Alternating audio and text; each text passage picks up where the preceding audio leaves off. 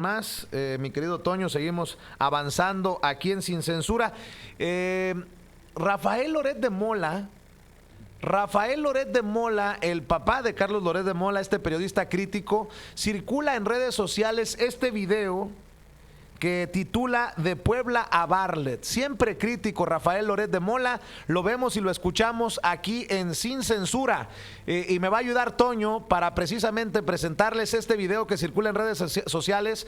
Don Rafael Loret de Mola, a quien en muchas ocasiones hemos presentado en este espacio libre como el viento. Rafael Loret de Mola, hablando del caso Puebla y del caso Bartlett. Uno de los últimos videos que circulan en internet de don Rafael. Aquí lo vemos y lo escuchamos. ¿Qué tal, queridos amigos? Las aguas están muy revueltas y es menester hacer un esfuerzo tranquilo y ponderado para poner las cosas en su sitio. Andrés Manuel desde su campaña dijo que iba a proponer a su gabinete, desde antes de tomar posesión, para que el pueblo analizara los pros y contras de cada uno de los funcionarios propuestos. No se trataba de imponer nombres, se trataba de lograr un consenso.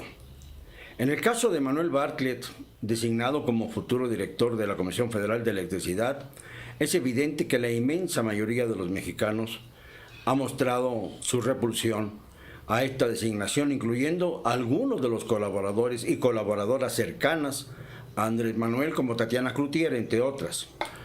Bueno, pues es hora de rectificar, Andrés Manuel, porque desde luego no se pueden borrar los años del pasado que tanto hirieron a México. Fíjense, el argumento que se maneja es que desde hace 15 años aproximadamente, Manuel Bartlett fue un defensor de la energía y de la reforma energética. Esto es falso. Cuando fue senador hasta 2006, se empeñó en evitar que la reforma energética prosperara, porque él aducía que no era conveniente todavía instalar una reforma de este tipo, que fue creada precisamente por Luis Telles Kushner bajo el mandato de Ernesto Zedillo. La reforma es de Telles Kushner, de un priista nefasto que obviamente quería adelantar los tiempos bajo el argumento de que no se podía tolerar un monopolio como el de Pemex. Y lo mismo iba para la Comisión Federal de Electricidad. Este argumento quedó superado con el tiempo. Y Manuel Bartlett formó parte del grupo en el que Telles dirigía la orquesta. Él era senador de la República. Por eso no hay que creer en falacias, ni hay que creer en torpezas, porque se dice, por ejemplo, bueno, si Andrés lo puso, por algo será.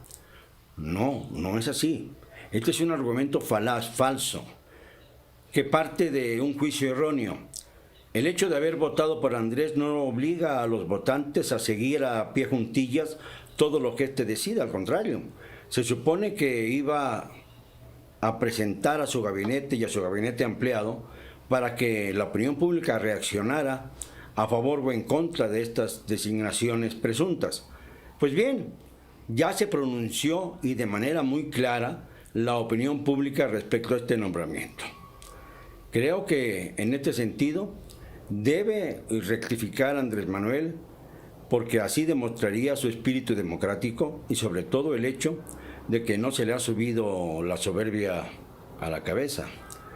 Otra cosa en la que me tiene bastante molesto es el hecho de que parece que el candidato triunfador de las elecciones, que aún no recibe su constancia de mayoría porque sus aliados del PES meten impugnaciones para tratar de encontrar alguna vía que les permita mantener su registro, aunque perjudiquen las acciones y los tiempos, limiten los tiempos para que sea ya Andrés Manuel presidente electo. Sino que además, lo preocupante, Andrés Manuel no parece haberse enterado de lo que ha sucedido en Puebla. Como no se enteró o no quiso enterarse de todas las atrocidades que se vivieron en 2016, cuando fraudulentamente llegó al gobierno de Oaxaca Alejandro Murat, o como en 2017, cuando fraudulentamente llegó al gobierno del Estado de México Alfredo del Mazo. Ahora coloca como coordinadora de ese estado a Delfina Gómez, que fue la afrentada en las elecciones, que no defendió a Andrés Manuel bajo el supuesto de no caer en provocaciones y de no ser señalado como un elemento que siempre anda de revoltoso. Y como no quería mostrarse como revoltoso viendo la perspectiva de su candidatura presidencial, dejó sola a Delfina. Pero ahora, ¿qué pasa en Puebla? En Puebla se ha dado algo similar. El cacicazgo de los Moreno Valle quieren imponer a la esposa de Marta Erika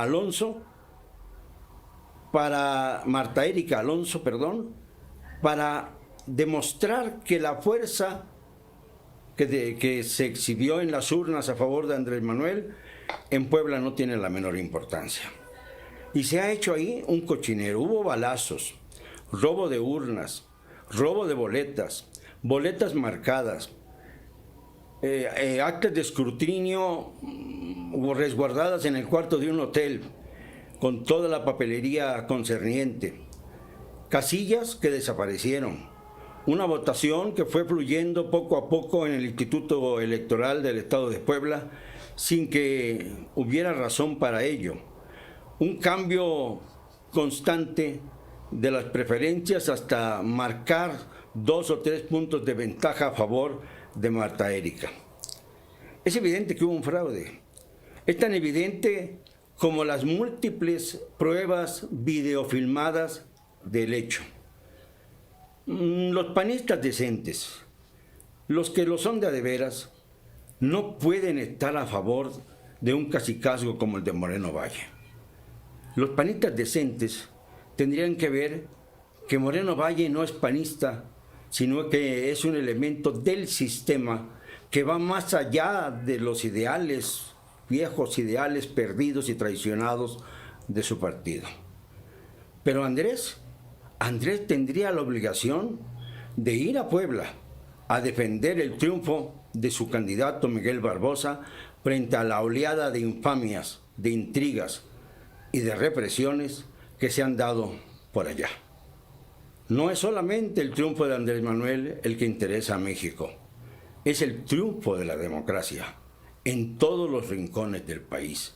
Y si se hizo un esfuerzo para acabar con los caciques como ocurrió en Veracruz, como ocurrió en Yucatán, ¿por qué vamos a dejar abandonada a Puebla? Una entidad tan entrañable y querida, tan histórica, que no puede estar en manos de lo peor de la mafia en el poder. ¿No te parece, Andrés? Digámoslo con cero cobardía. Vicente Serrano te presenta las noticias como son.